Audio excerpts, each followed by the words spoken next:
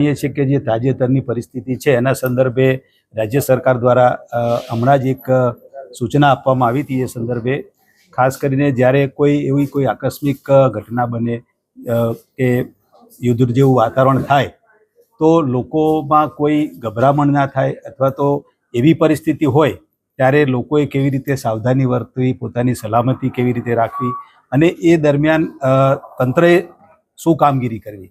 ખાસ કરીને આરોગ્ય વિભાગ આવે, વીજળી વિભાગ આવે, પુરવઠા વિભાગ આવે તો ખાસ કરીને દવાઓનો જથ્થો જળવાઈ રહે, પુરવઠાનો જથ્થો જળવાઈ રહે, પાણી પુરવઠા જળવાઈ રહે. એના આયોજન માટે આપણે એક આ મોક ડ્રીલનું આયોજન કર્યું છે. રાજ્યના તમામ જિલ્લાઓમાં આ પ્રકારે આવતીકાલે એક આયોજન કરવાની આપણે તૈયારી રાખી છે.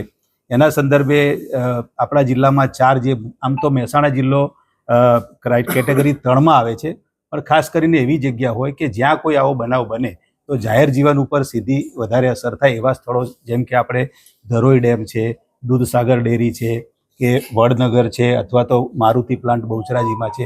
આવી જગ્યાએ આપણે એક મોક ડ્રીલનું આવતીકાલે આયોજન કર્યું છે કે જેમાં એક મેસેજ આવે કે આવી કોઈ હવાઈ હુમલો અથવા તો કોઈ પણ પ્રકારની ઘટના બની છે તો એ દરમિયાન તંત્ર કેવી રીતે ત્યાં પહોંચી જાય અને લોકોને એના વિશે માહિતી આપે અથવા તો કોઈ બીના બની હોય તો એ લોકોને કેવી રીતે આપણે રેસ્ક્યુ કરી હોસ્પિટલમાં લઈ જઈએ, સલામત સ્થળે લઈ જઈએ અને એ લોકોમાં કોઈ ભયનું વાતાવરણ ના ફેલાય એ માટે આજે આપને અમે બોલાવ્યા છે પ્રેસ મીડિયાના મિત્રોને અને આપના માધ્યમથી આ એક આવતીકાલે લોકોમાં મહેસાણા જિલ્લાના પ્રજાજનોમાં એક મેસેજ જાય કે આવતીકાલે સાંજે 4 વાગ્યાથી 8 વાગ્યા સુધી આપણે મોક ડ્રીલનું આયોજન કર્યું છે, જેમાં આ રીતે 7:45 વાગ્યાથી એક સાયરન વગાડવામાં આવશે અને એ દરમિયાન સમગ્ર જિલ્લામાં લોકોએ સ્વેચ્છાએ પોતાના ઘરની લાઇટો બંધ કરવી, બારીઓ ઉપર બને તો પેપર ઢાંકી દેવા, કોર્પોરેશન એરિયા નગરપાલિકા વિસ્તારમાં આપણે સ્ટ્રીટ લાઇટ બંધ કરાવીશું એટલા માટે કે આપના માધ્યમથી જો આગોતરી લોકોમાં સમજણ જાય તો કોઈ જાતનું કોઈ વાતાવરણ ક્રિએટ ના થાય. એટલા માટે આજે આપણે આપના માધ્યમથી અમે એક આ પ્રજાજનોમાં સંદેશો આપવા માંગીએ છીએ. પર્ટિક્યુલરલી આપણા જિલ્લામાં 4 સ્થળો રાખ્યા છે. મહેસાણા સિટીની વાત કરીએ તો આપણે દૂધસાગર ડેરી ખાતે કાલે કાર્યક્રમ રાખ્યું છે. એમાં એક કંટ્રોલ રૂમ આપણે જિલ્લામાં હશે, ત્યાં એક મેસેજ આવે કે ભાઈ દૂધસાગર ડેરી ઉપર હવાઈ હુમલો થયો છે અથવા તો કોઈ બોમ્બ થયું છે કે તેવું, તો તાત્કાલિક ત્યાં ફાયર ફાઇટર પહોંચી જાય, ડૉક્ટરની ટીમ પહોંચી જાય, એમ્બ્યુલન્સ પહોંચી જાય, 108 પહોંચી જાય, તંત્રનું જે કંઈ લાગુ પડતા અધિકારીઓ પહોંચે અને ત્યાં જે કંઈ ઘટના બનવાથી જે કંઈ જાનહાનિ થઈ હોય, માલહાનિ થઈ હોય તો એ લોકોને બને એટલી ઝડપથી આપણે કેવી રીતે રેસ્ક્યુ કરી શકીએ. બ્લડ અવેલેબલ હોય, 108ની ટીમ હોય, તાત્કાલિક એમને હોસ્પિટલમાં લઈ જઈએ તો એવી હોસ્પિટલો પણ આપણે આઈડેન્ટિફાઈ કરી રાખીશું. એ રીતનું એક આવતીકાલે અને સાથે સાથે આપણે 7:45 પછી સાયરન વાગશે અને અડધો કલાક સુધી આપણે બ્લેકઆઉટ એટલે અંધારપટ કરવાનું એક આયોજન છે. યસ, અમે અત્યારે એવું વિચાર્યું છે કે આપણા જિલ્લામાં GIDC ખાતે, ONGC ખાતે, રેલવે ખાતે અને આપણા કોર્પોરેશન ખાતે સાયરન ઉપલબ્ધ છે.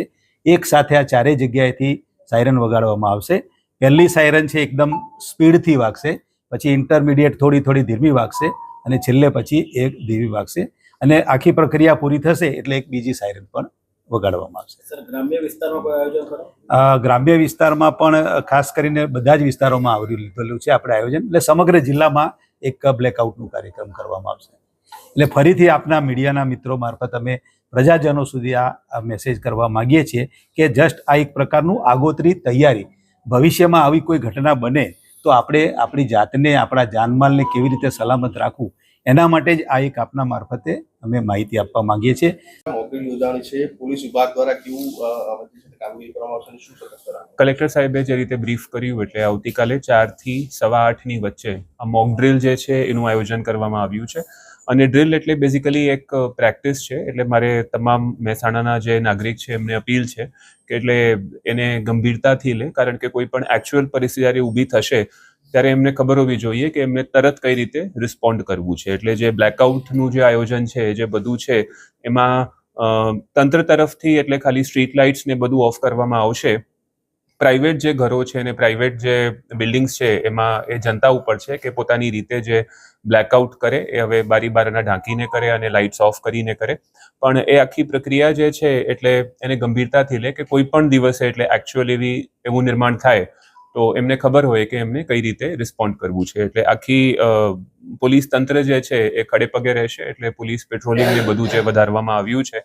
અંધારપટ હશે એટલે પોલીસની તમામ ગાડીઓ જે છે રોડ ઉપર રહેશે. પોલીસ પેટ્રોલિંગ જે છે એ અમે વધારશું અને 8:15 સુધી જ્યારે સાયરન ના વાગે ત્યાં સુધી પોલીસ જે છે એ ખડે પગે રહેશે.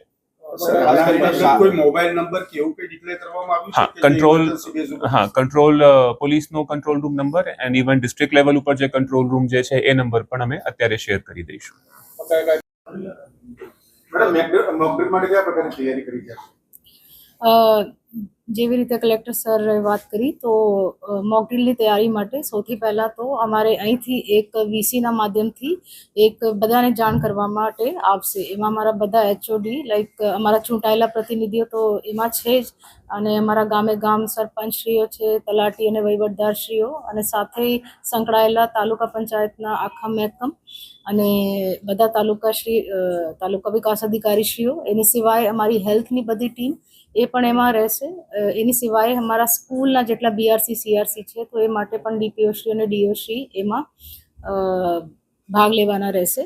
સો એમાં જો આપણે મોકડ્રીલની વાત કરીએ તો જો સાયરન વગાડવાની છે વાત છે તો એ તો બધાને મેં જાણ કરી દીધી છે ઓલરેડી. એના સિવાય બાકી બીજું movement to a safe place, તો એમાં જો કોઈ શેલ્ટર છે, આપણા કોઈ સેફ જગ્યા છે, તો એમાં મૂવમેન્ટ કેવી રીતે કોર્ડિનેટ કરીને આપણે ત્યાંના લોકલ જો વિલેજની જો કમિટી છે જો એમાં ધ્યાન રાખતી હોય છે, અમારા સ્કૂલના બાળકો છે, આ કેવી રીતે એમનો મૂવમેન્ટ થશે, કોઈ હેલ્થ કોઈ સારવારના કોઈ ઇશ્યુ બને તો એમાં કેવી રીતે એમરજન્સી સારવાર આપણે આપી શકીએ બધાને.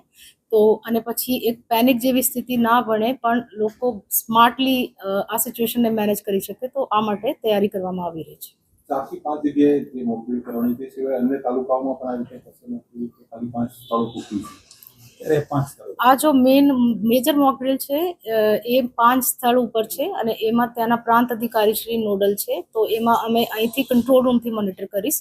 પણ એની સિવાય દરેક જો બાકીની એક્ટિવિટીઝ છે જેવી કે બ્લેકઆઉટ છે, સાયરન વગાડવાનું છે, તો એનું આયોજન અમે દરેક જગ્યા માટે કર્યા છે.